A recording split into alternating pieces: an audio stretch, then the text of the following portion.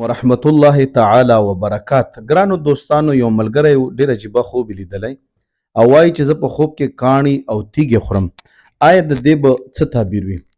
ګرانه دوسته، په خوب کې کاڼي خوړل، تیږې خوړل، د دې تعبیرات مختلف دي. یو تعبیر خو دا دی چې دی مال حرام خوري، او بل تعبیر یې دا دی چې دا زړه چې دی دا سخت دی، زړه یې سخت دی، په ګمراهۍ کې دی، د الله رحمت نور نه وځي. دله پکار دی چې کوم اعمال دی کوي، کوم کردار د ده دی، چې دا کردار دی بدل کړي، د ده د اعمال بدل شي، کردار بدل شي، د ده ترتیبات بدل شي، هله به د ژوند کې بدلون راځي او تغییر راځي. نو تیږې خوړل دا د سختۍ نه، د تکالیفو نه، د مال حرام نه، د نفرت نه، د زړه د سختۍ نه، د الله د رحمت نه د لرې کېدو نشاني ده. نو دا خوب چې چام لیدلی دی، دوستانو په خپل ځان باندې لږ رحم وکړئ او دا مشکلات د ځان نه لرې کړئ. الله مو خوشحال کا. جزاکم الله.